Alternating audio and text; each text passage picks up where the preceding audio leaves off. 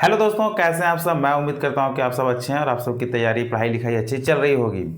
तो साथियों, आज के इस वीडियो में हम लोग समांतर श्रेणी जो कि हमारा क्लास 10th चैप्टर 5 है, इसके आगे के पार्ट को देखेंगे। इससे पीछे के पार्ट में दोस्तों हम लोगों ने समांतर श्रेणी क्या होता है उसे सीखा और इसके बाद आगे के पार्ट में कुछ प्रश्नों को सॉल्व किया। और आज का हमारा ये जो वीडियो है इसमें हम लोग आगे के पार्ट को सॉल्व करेंगे, यानी कि आज के इस वीडियो में हम लोग प्रश्नावली 5.1 के नेक्स्ट प्रश्नों को सॉल्व करेंगे। और अगर आप लोग नहीं देखे हैं अभी तक तो इस वीडियो को जाकर एक बार जरूर देख लें कि समांतर श्रेणी क्या होता है, इनमें कौन कौन से टर्म आते हैं, क्योंकि आपके एग्जाम में यहाँ से प्रश्न पूछे जाएंगे और ये एक काफ़ी इंपॉर्टेंट चैप्टर है। ठीक है, तो ये इंपॉर्टेंट बन जाता है कि आपको इसे देख लेना चाहिए।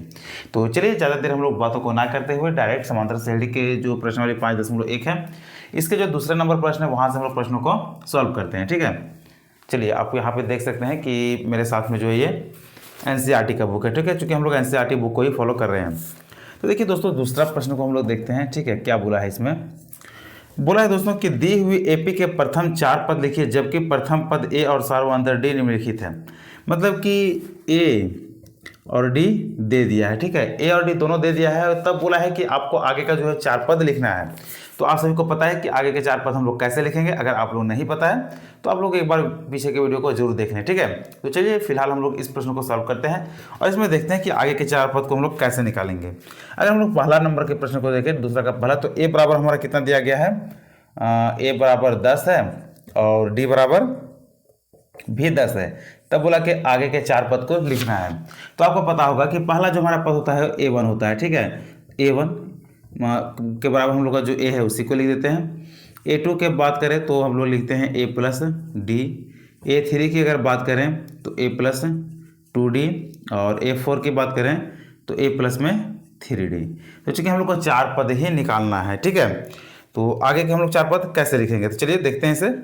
तो चलिए यहाँ से देखते हैं कि ए बराबर हमारा ए ही है, तो कितना है ये 10, तो पहला 10 हो जाएगा। दूसरा पद है ए प्लस डी, ए का मान 10 और प्लस डी का मान भी 10, तो ये हमारा कितना आ गया टर्म 20। ठीक है, नेक्स्ट आ गया ए प्लस 2D, तो ए का मान कितना है 10 है प्लस 2 गुना में 10 2D बराबर कितना आ जाएगा 10 गुना 20 और 10 ये 30 हो जाएगा। नेक्स्ट कितना ए प्लस 3D, ए का मान इसमें भी 10 आ जाएगा प्लस 3 की जगह में 3 ही लिख देंगे और गुना डी की जगह में कितना है, तो डी का मान हमारा 10 है तो यहाँ से कर देंगे 10 या 30 और 10 40।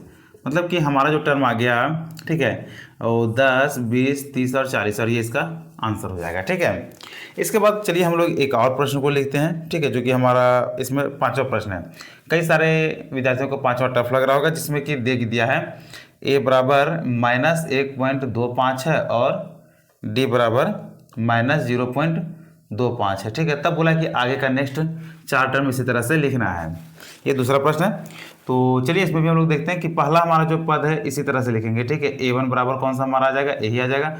इसमें भी आएगा A2 बराबर A प्लस में D, A3 बराबर A प्लस 2D और A4 बराबर A प्लस में 3D। ठीक है, तो इसे जो हमारा ये फार्मूला है, अब ये फार्मूला कहाँ से आया, ये जो फार्मूला है ये कहाँ से आया, तो मैंने ऑलरेडी पीछे के वीडियो में इस पर डिस्कस कर लिया है, यानी कि इसका डिटेल वीडियो मैंने अपलोड कर दिया है। अगर आप लोग अभी तक नहीं देखें तो उस वीडियो को एक बार जरूर देख लें, ताकि आपके मन में कहीं ये कन्फ्यूजन ना रहे कि ये फार्मूला आखिर आया कैसे। ठीक है, तो मैंने इन सारों के बारे में बात कर दिया है। चलिए आगे हम लोग देखते हैं। तो इसमें पहला पद हमारा जो है A1 वो ए के बराबर, तो पहला पद हमारा कितना आ जाएगा -1.25 ही आ गया। ठीक है, नेक्स्ट का क्या बोला है A प्लस डी, तो चलिए ए का मान कितना है -1.25 और क्या बोला है प्लस डी प्लस, और ये कितना आ जाएगा -0.25। ठीक है, यहाँ तक आ गया। तो इससे आगे लिखेंगे तो -1.25 और प्लस माइनस -0.25 आ गया। ठीक है, आगे इसको जोड़ेंगे तो माइनस माइनस प्लस होता है, चूँकि ये जुड़ जाएगा तो ये आ जाएगा 0 और 2 2 4 और 1 5 दशमलव, ये कितना आ जाएगा 1। ठीक है, और ये आ जाएगा माइनस में, मतलब कि दूसरा टर्म कितना आ गया 1.05। नेक्स्ट हम लोग टर्म को लिखते हैं तो कितना है ए प्लस में है 2D। ठीक है, तो -1.25 ठीक है प्लस माइनस नहीं कितना है ये 2D है, इसको हम लोग मल्टीप्लाई करेंगे 2 गुना में डी का मान कितना है -0.25 आ गया। ठीक है, तो यहाँ से नेक्स्ट हम लोग देखेंगे कि ये हो जाएगा -1.25। ठीक है, और ये चूंकि देखिए इसको 2 से गुना करना है भी है। ठीक है, तो 0.25 को अगर हम लोग 2 से गुना करेंगे तो 0.5 आ जाएगा। ठीक है, और प्लस माइनस -0.5 50 इतना आ जाएगा।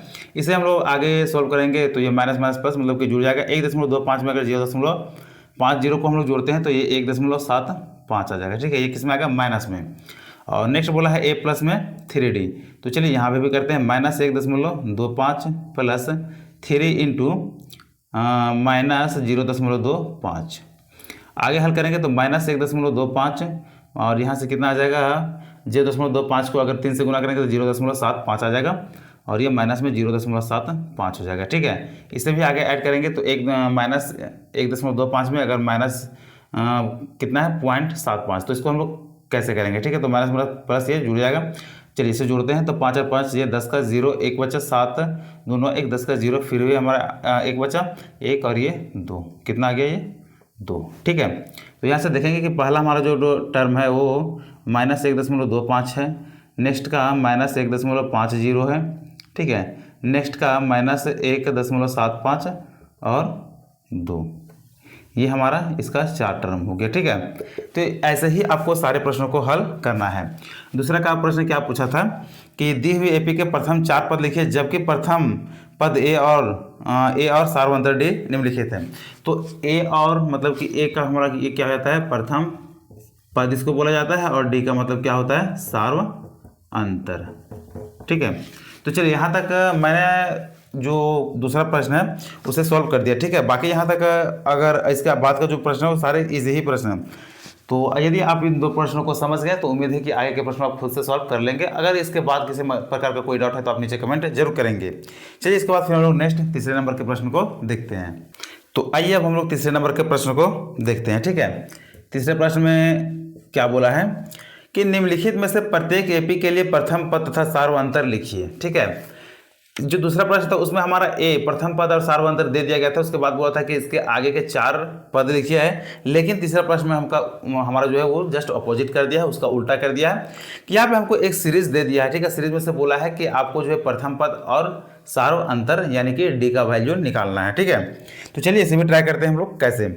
तो चलिए इसमें पहला प्रश्न को देखते हैं। तो पहला प्रश्न हमारा है 3, 1, -1 और -3। ठीक है, इसमें बोला है कि आपको जो है पहला पद मतलब कि ए और डी दोनों निकालना है। ठीक है, ए का भी वैल्यू और डी का भी वैल्यू निकालना है। तो कैसे निकालेंगे आइए समझते हैं।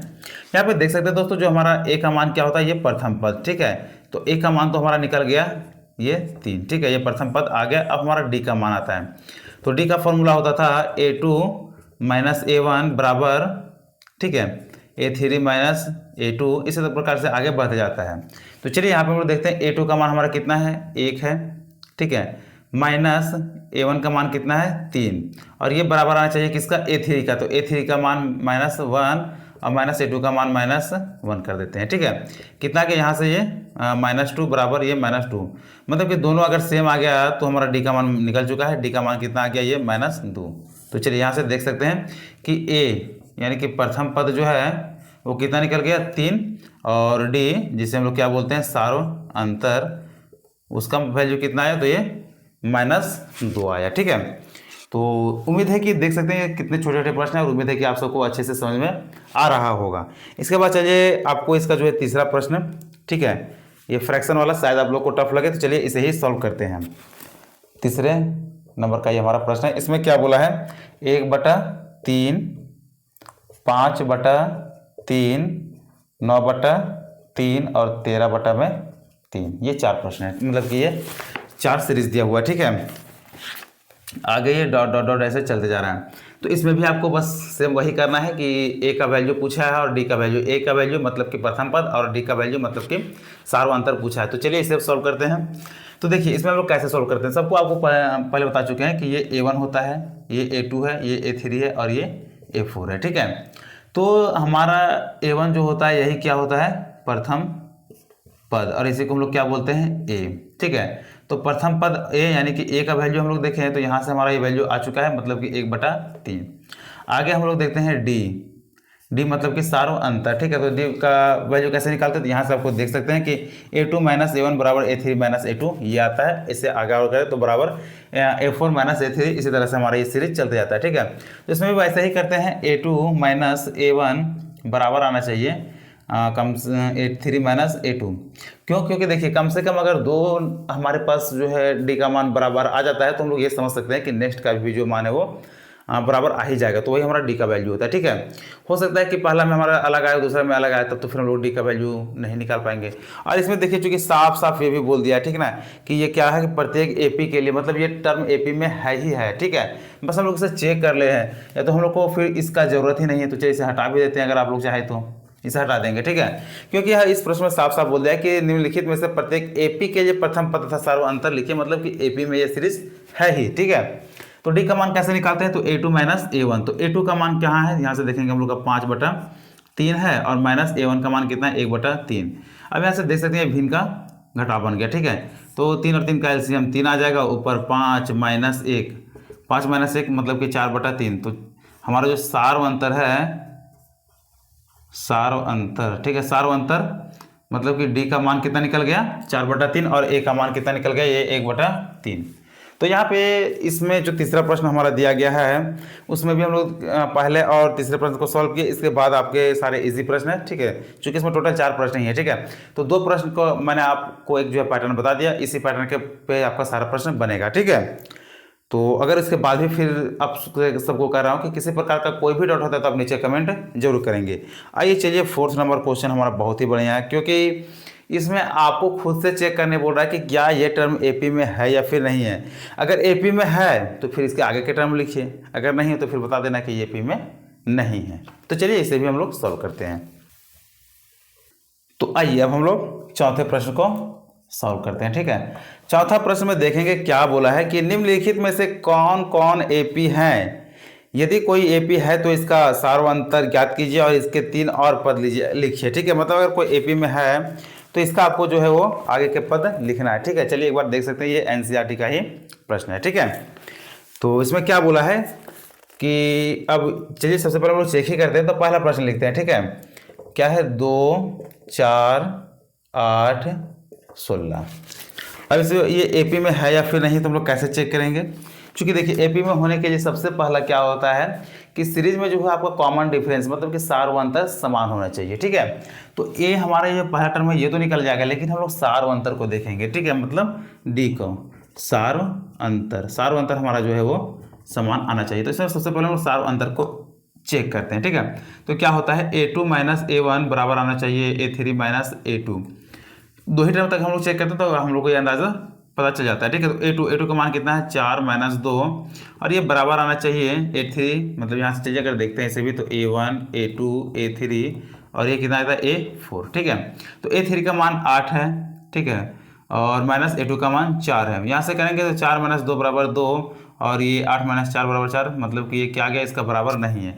अगर डी यानी कि सार्व अंतर समान नहीं है तो यह पद एपी में नहीं है। तो चलिए हम लोग लिख देते हैं, चूंकि इसका सार्व अंतर समान नहीं है इसलिए यह एपी में नहीं है। यानी कि इस प्रश्न का जो पहला ही नंबर है वो एपी में नहीं है। ठीक है, बाकी चलिए आगे नेक्स्ट का देखते हैं, और अगर कोई एपी में है तो उसे फिर हम लोग कैसे सॉल्व करेंगे। ठीक है, चलिए उसे देखते हैं। तो इसका दूसरा ही प्रश्न देखते हैं, दूसरा चूंकि इसका भिन्न में है। ठीक है, बाकी के प्रश्न भी इसके अलग अलग है। अगर आप लोग कमेंट करेंगे आप लोग को अच्छे से समझ में आएगा तो आप लोग हमें बता देंगे, इसके सारे प्रश्नों को भी मैं आप लोग सोल्व करूँगा। ठीक है, तो आपको ये कमेंट में बताना है। फिलहाल अभी मैं चूंकि सारे प्रश्नों के 2-2 प्रश्न बता रहा हूँ तो इसका भी मैं 2 प्रश्न बताने का प्रयास जरूर करूँगा। ठीक है, पहला ये हमारा एपी में है ही नहीं, अगर एपी में है नहीं तो फिर हम लोग आगे इसके टर्म को निकालेंगे नहीं, चूँकि ये हम लोग इसे निकाल ही नहीं पाएंगे। अगर एपी में रहता तभी इसे निकाल पाते हैं, और प्रश्न में भी बोला है कि अगर यह एपी में है तो इसका सार्व अंतर निकालिए, और सार्व अंतर निकालने के बाद आगे के 3 टर्म को लिखिए। ठीक है, यानी कि 3 और पद लिखिए। चलिए नेक्स्ट हमारा जो है वो है 2, ठीक है, 5/2, फिर है 3, फिर 7/2, और ये ऐसे करके सीरीज चलते गया है। ठीक है, तो देखिए दूसरा सीरीज क्या है 2, ठीक है, 5/2, 3, 7/2 आगे करके चलते गया है।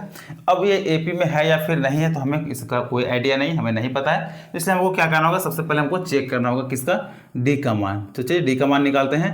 यहाँ से निकालते हैं A2 माइनस A1 बराबर आना चाहिए A3 माइनस A2 का।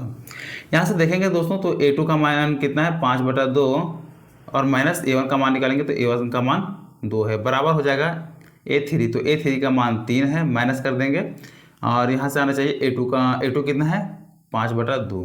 अब चूंकि ये बराबर है या फिर नहीं है इसे ही तो हम लोग चेक कर रहे हैं, ठीक है। तो यहाँ से चेक करेंगे तो इसका एलसीएम 2 आ गया, ठीक है। यहाँ पे 1 हो जाएगा, यहाँ पे भी 1 कर देंगे 2 आ गया, तो यहाँ से ये 5 हो जाएगा, माइनस 2 ये 4 हो जाएगा, बराबर। यहाँ से भी लेंगे तो इसका एलसीएम 2, 1 यहाँ से 3 दूना 6 और यहाँ से 2 1 मतलब 5। आगे करेंगे तो ये 1/2 और यहाँ पे भी आ जा रहा है 1/2। तो यहाँ पे देख सकते हैं कि सारा वैल्यू मतलब कि इसका डी जो है वो 1/2 मतलब इसका डी समान आ जा रहा है, यानी कि यह एपी में है। तो यहाँ पे लिखेंगे चूंकि इसका सार अंतर समान है इसलिए यह एपी में है, ठीक है। ये हो गया कि चूंकि देखिए इसका जो सार अंतर है डी का वैल्यू है वो समान है, ठीक है। डी का वैल्यू अगर समान है तो ये हम लोग क्या कहेंगे कि ये जो है वो एपी में है। तब बोले कि अगर यह एपी में है तो इसके आगे के 3 और पद लिखिए, ठीक है। यहाँ तक हमारा जो 4 पद दे दिया है, मतलब कि A1 का वैल्यू दे दिया है, A2 का वैल्यू दे दिया है, A3 का वैल्यू दे दिया है, A4 का वैल्यू। अब हमसे पूछा A5, A6 और A7 का वैल्यू, मतलब आगे के 3 और पद का मान पूछा है, ठीक है। तो चलिए यहाँ से हम लोग नेक्स्ट आगे हल करते हैं। तो यहाँ तक हमारा ये एपी में है फिर या फिर नहीं, ये चेक हो गया।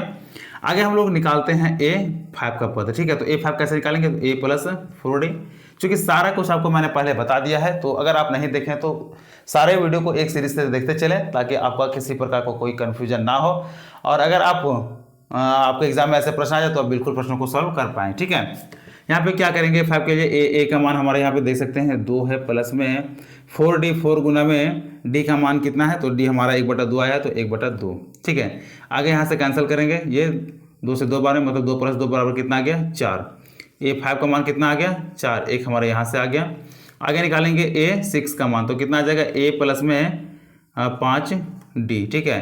आगे देखते हैं 2 + 5 गुना डी का मान 1/2, यानी कि 2 + 5/2 आ गया, ठीक है। इसे आगे हल करेंगे, भिन्न का जोड़ बन गया, ऊपर आ जाएगा हमारा ये यहाँ पे 1 कर देंगे तो ये 4 + 5 आ गया, ठीक है, मतलब कि 9/2। तो A6 का मान कितना आ गया 9/2, ठीक है। इसी तरह से A7 का अगर मान निकालेंगे तो A प्लस में 6D आ जाएगा, और इसका मान आप लोगों को खुद से निकालना है क्योंकि मैंने 2 मान आपको निकाल के बता दिया कि कैसे निकलता है। तो इसका जो नेक्स्ट यानी कि A7 का मान है वो आपको निकालना है। और यहाँ तक जो है दोस्तों प्रश्नावली 5.1 के कुल 4 प्रश्न दिए गए थे, जो कि मैंने चारों प्रश्न को आपको कैसे सॉल्व होंगे ये आपको बता दिया है, और उम्मीद है कि आप सब भी अच्छे से समझ गए होंगे। अगर समझ गए हैं तो आप नीचे कमेंट जरूर करें वीडियो कैसा लगता है। साथ ही दोस्तों क्लास 10th के अलावा क्लास 8, क्लास 9, क्लास 7 सारे विद्यार्थी जुड़ सकते हैं और सारे इसका लाभ ले सकते हैं, ठीक है। तो चलिए अब 5.1 चूंकि हमारा समाप्त हो चुका है। अब नेक्स्ट वीडियो हमारा जो आएगा वो 5.2 का आएगा।